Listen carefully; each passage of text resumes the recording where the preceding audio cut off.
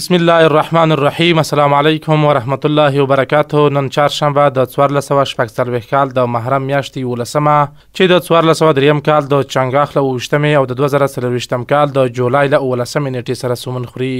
د دې مهال کورنیو بهرنیو خبرونو ته ښه راغلاست. په سر کې هم د خبرونو سرټکي.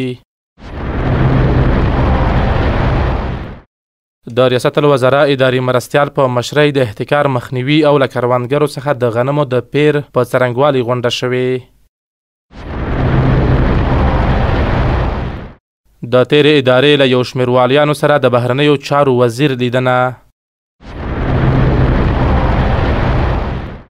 په لوړو زده کړو وزارت کې د خیالي محصلینو او اداري فساد لمنه ټوله شوې. په ننګرهار کې د باران او طوفان پیښه کې د مرګ ژوبلې کچه 278 تنو ته ورسېده. د کینیا په پلازمینه نایروبي کې د 42 ښځو په وژنې تورن مشکوک کس ونیول شو. په عمان کې د ډزو له امله 4 تنه وژل شوي. دا هم بشپړ خبرونه. د ریاست الوزرا اداري مرستیال په مشرۍ د احتکار مخنیوي او له کروندګرو څخه د غنمو د پیر په څرنګوالي غونډه شوې. د ریاست الوزرا اداري مرستیال مولوي عبدالسلام حنفي په مشرۍ د بهرنیو چارو وزیر مولوي امیر خان متقي په ګډون د احتکار مخنیوي له کروندګرو څخه د غنمو د پیر او د هیواد له میوو څخه د استفادې رایجولو څرنګوالي په تړاو غونډه شوې.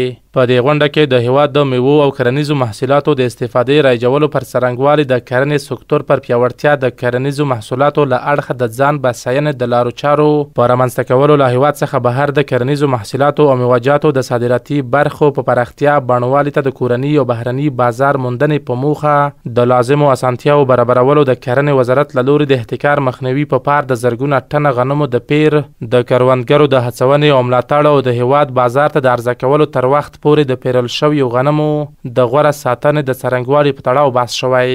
په دې غونډه کې همداراز له ګاونډیو هیوادونو سره د ترجیح تعرفو په اړه هم خبرې شوې او د یادو موضوعاتو په تړاو لازم تصمیمونه نیول شوي دي. د تیرې ادارې له یو شمېر والیانو سره د بهرنیو چارو وزیر لیدنه. د تیرې ادارې ګڼ شمېر والیانو د بهرنیو چارو له وزیر مولوي امیر خان متقي سره په کتنه کې د هیواد په روان وضعیت خوښي ښودلې او د شته وضعیت د دوام هیله څرګنده کړه.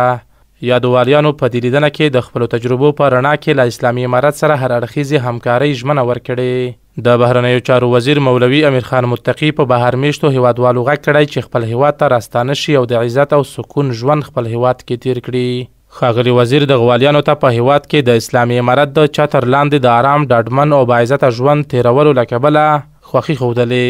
د یادونې وړ ده چې د افغانستان اسلامي امارت مشرتابه او لوړ رتبه مسؤلینو بهر کې میشتو افغانانو ته تل بلنه ورکړې چې خپل هیواد ته راستانه شي او د امن په فضا کې د خپلو کورنیو سره د سکون ژوند تیر کړي. تاسو زموږ غږ له امت راډیو څخه اورئ. په لوړو زده کړو وزارت کې د خیالي محصلینو او اداري فساد لمنه ټوله شوې.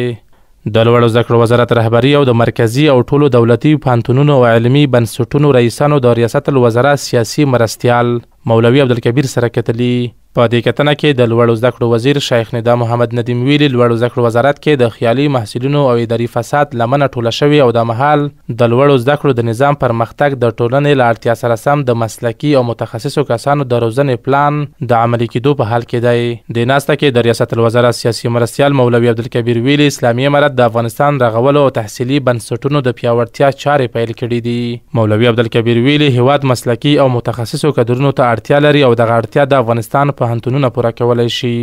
نوموړي وویل په اساسي ډول د هیواد د پوهنتونونو او تحصیلي ادارو د رغولو ترڅنګ د دې بنسټونو کیفیت لوړولو او له نړیوالو معیارونو سره سم د فعالیت ژمنه ورکړې. په ننګرهار کې د باران او طوفان پیښه کې د مرګ ژوبلې کچه 378 تنو ته ورسېده. د عامه روغتیا وزارت وایي له سیمې معلومات ښیي چې د پیښه کې نږدې 40 تنو هیوادوالو ژوند له لاسه ورکړی او 340 تنه نور ټپیان دي. د یاد وزارت ویان ډاکټر شرافت زمان ویلي ممکن د اوښتو تلفاتو شمیر تغییر وکړي. شرافت زمان پر خپل ایکس پاڼه ویلي د عامه روغتیا وزارت روغتیايي پرسونال ننګرهار ته رسیدلی او په پوره اخلاص روغتیايي خدمات وړاندې کوي. نوموړي ویلي د پیښې زیانمنو ته د رسیدنې لپاره د رهبرۍ په لارښوونه له نړیوالو ادارو سره همغږي شوې. ترڅو په سیمه کې د ناروغیو د خپرېدو مخنیوي او ټپیانو ته غوره روغتیایي خدمات وړاندې شي. په ننګرهار کې تېره ورځ شدید طوفان، ګلۍ او باران ګڼ ځاني او مالي زیانونه اړولي دي. او په کورنیو خبرونو کې به وروستی دا واورئ په بغلان کې د ترافیکي پیښې له امله 50 تنو ته مرګ ژوبله اوښتې. په دغې پیښه کې 19 تنو ژوند بایللی او 40 نور ټپیان شوي دي. د بغلان ولایت امنیه قمندانۍ د رسنیو دفتر ویلي دغه پیښه پرون سهار د بغلان ولایت د خنجان ولسوالۍ شمالي سالنګ تخته سنګ سیمه کې له سړک څخه د یو اراده 580 بس د لوېدو له کبله رامنځته شوې ده. د معلوماتو له مخې په دغه پیښه کې 19 تنو ژوند بایللی او 40 نور ټپیان دي چې په شهیدانو او ټپیانو کې ښځې او ماشومان هم شامل دي. د دې پیښې ټپیان د خنجان ولسوالۍ امنیه قمندانۍ پولیسو له لوري د پلخمري ښار مرکزي روغتون ته انتقال شوي دي. دا هم له هېواده بهر څو بهرني خبرونه. د کینیا په پلازمینه نایروبي کې د 42 ښځو په وژنې تورن مشکوک کس ونیول شو. د رویټرز خبري اژانس د راپور پر بنسټ د 33 کلن مشکوک کس کولینز جومایسي خلیسیا نومیږي. دغه کس د 2022 میلادي کال راهیسې د خپلې ښځې په ګډون 42 ښځې وژلې دي. د کینیا پولیسو یاد کس پرون سهار په یوه میخانه کې ونیو چې د اروپا د فوټبال پایلوبې ننداره یې کوله. د رویټرز خبري اژانس د معلوماتو له مخې د وژل شویو ښځو له ډلې د 9 جسدونه په یوه کان کې موندل شوي دي. د کینیا پولیسو ویلي مشکوک کس د 42 ښځو په وژلو او کان ته په غورځولو اعتراف کړی دی. د غزې بېلابېلو سیمو څخه په تېرو 2 ورځو کې روغتونونو ته 320 تنه شهیدان او ټپیان راوړل شوي دي. یو شمېر نړیوالو رسنیو د غزې مطبوعاتي دفتر له قوله خبر ورکړی چې په تېرو 2 ورځو کې د غزې له بېلابېلو سیمو څخه روغتونونو ته لږ تر لږه 320 تنه شهیدان او ټپیان راوړل شوي دي. د یادونې وړ ده چې د تېرو څو اونیو راهیسې غزه د اسرائیلو یرغلګرو د سختو ویجاړونکو بریدونو لاندې ده چې له امله یې سلګونه کسان شهیدان او ټپیان شوي دي. او د بهرنیو خبرونو وروستی دا چې په عمان کې د ډزو له امله 4 تنه وژل شوي.